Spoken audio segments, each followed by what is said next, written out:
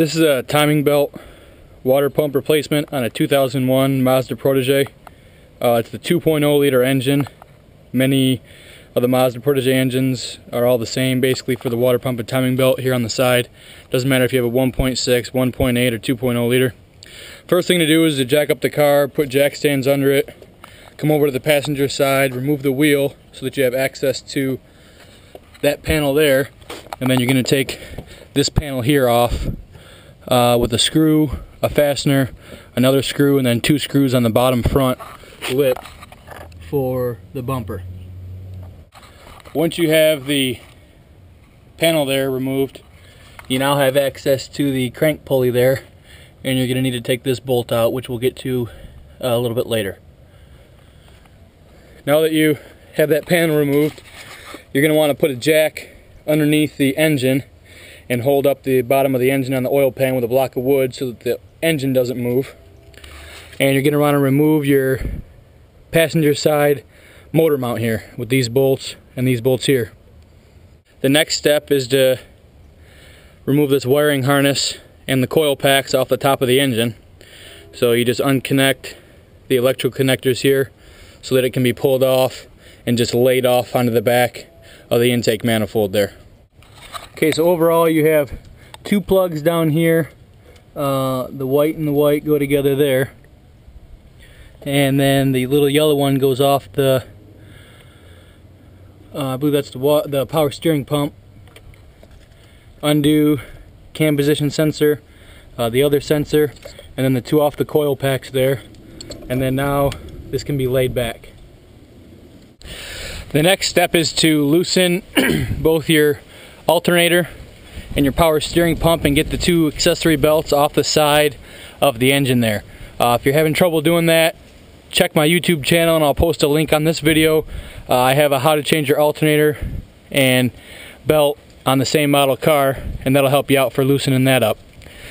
The next step is to take off the coil packs off the top of the engine. The smaller belt goes on the alternator and the larger belt goes on the power steering pump. Once you have all the bolts undone for the valve cover, you're going to want to pop that off. It should pop off fairly easy. There's these rubberized washer grommets here that are at each bolt hole. If you get the right gasket kit, it should come with all new ones of those. All the bolts on the outside are going to be the same, and then you have 1, 2 here in the middle that are longer bolts, and that's how they're going to go back on. Once you get the valve cover off, you're going to want to place a rag over top of the cams there so that you don't get anything down in the cams and in the engine. And then you're going to want to come over to the side cover here, and you can see the timing belt there now on the cam gears. And you're going to want to take all the bolts out of the timing belt cover. We got one up here that has the little bracket on it. And then they go, I believe there's 4. There's 1 down there, and then 2 on the other side, and then the top part of that cover will come off. For the top part of the timing belt cover, there's 4 screws, 2 on one side and 2 on the other. And then that top cover will come right off. And then there's a screw right below the engine mount here. And then there's 1 down on the side here at the very top. And then the other 2, you have to take off the gear off of the camshaft down there, or as I was the crankshaft, and I'll show you where those are at the bottom.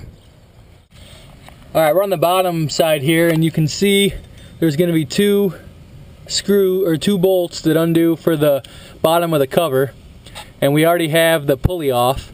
It was a 21mm bolt here. We used an air impact wrench to get it off. It came off fairly easy.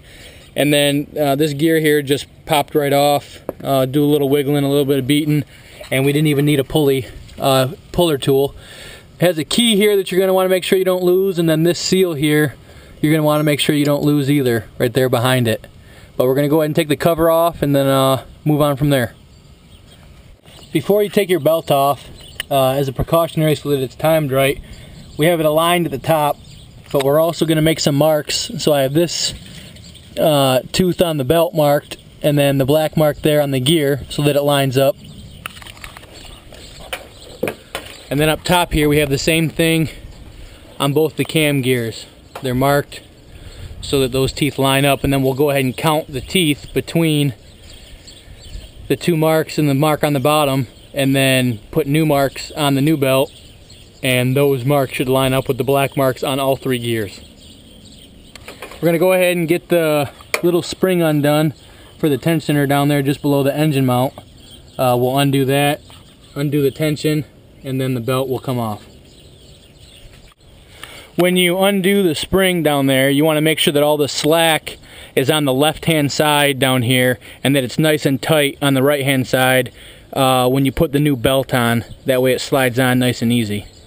We have the timing belt off now, and it slid right off all 3 gears. So the belt here was definitely stretched, it was dry rotted, and then we took our spring off here, and sometimes the end there can wear down to where there's nothing really to hook onto. So it's always good to get one from the dealer just in case. If you buy a kit that has the tensioner and the idler, the spring comes with it. But we did not get a kit for the tensioner and the idler, so I got just the spring with the rubber here from the Mazda dealer for about $6. And it's always good to just replace it at $6. Order it before you start doing it, and you're all set. Now we're going to go ahead and take the water pump off. While you have the timing belt and everything off, you might as well replace the water pump. And we'll take that off, and we'll show you from there. Alright, as you can see, we have the old and the new water pump. The way that we took the pulley off of the water pump was we took the old belt, wrapped it around. I had a buddy hold on to it nice and tight, and then we broke all 4 of those loose. Took the pulley off, and then we started taking the bolts off around the outside. These 2 here was a bracket that mounted to the power steering pump. And then your idler here has to come off, and that goes through that big round hole right there. Our gasket came off in 1 piece, so the surface is pretty clean. We leaked a little bit of coolant there, as you can see. We drained it out of the radiator, and not all of it came out, so we'll clean that up a little bit. Clean the surface up, and then we'll put the new water pump on and start putting it all back together. In order to apply tension to the belt, you have the tensioner there, and it actually moves. If you go ahead and push on it, you can see that it moves up and down, and it's like on an arm.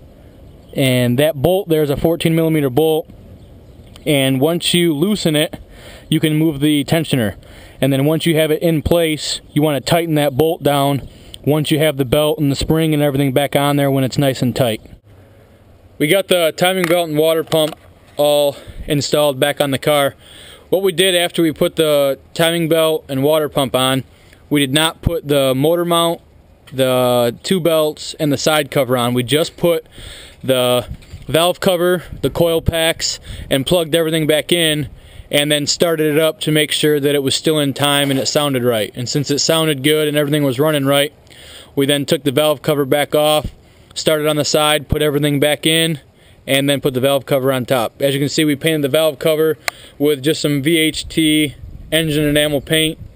Looks pretty good, and we're all done with the timing belt and water pump.